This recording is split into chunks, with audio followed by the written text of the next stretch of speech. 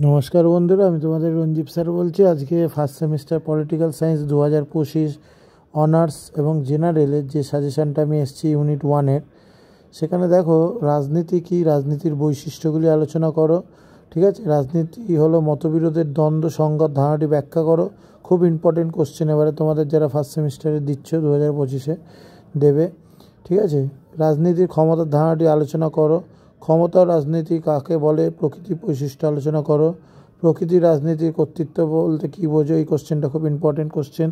আগেরবারে কিন্তু তোমাদের দেখেছো ফার্স্ট সেমিস্টারে পুরো সাজেশন কমন এসছে এবং সেকেন্ড সেমিস্টারেও পুরো কমন এসছে, হিস্ট্রি, পলিটিক্যাল সায়েন্স, তোমার ফিলোসফি, এইগুলো। ঠিক আছে, এই কোশ্চেনগুলো তোমরা করো, তোমরা 100% কমন পাবে। বিশেষ করে ফার্স্ট সেমিস্টারে যারা আছো তাদের জন্যই বলছি। রাষ্ট্রের উপাদানগুলি বৈশিষ্ট্য আলোচনা করো। রাষ্ট্র সরকারের মধ্যে সম্পর্ক আলোচনা করো। সার্বভৌমিকতা সম্পর্কে অস্টিনের মতবাদ আলোচনা করো। জাতি কাকে বলে, জাতির উপাদানগুলি আলোচনা করো। আইনের সংজ্ঞা দাও, আইনের উৎসগুলি আলোচনা করো। ঠিক আছে, এই কোশ্চেনগুলো তোমরা করে রাখো। 10 মার্কস এবং 20 মার্কস দুটোতেই কমন পাবে। কারোর যদি কোনো পিডিএফ দরকার হয় সে আমাকে হোয়াটসঅ্যাপে যোগাযোগ করতে পারো। ঠিক আছে, এই কোশ্চেনগুলো তোমরা এখন থেকে করতে শুরু করে দাও।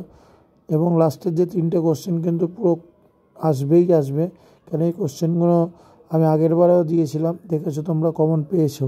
ঠিক আছে, কারোর যদি কোনো অসুবিধা হয় হোয়াটসঅ্যাপ করো। এছাড়া অন্যান্য বিষয়েও সাজেশন হয়।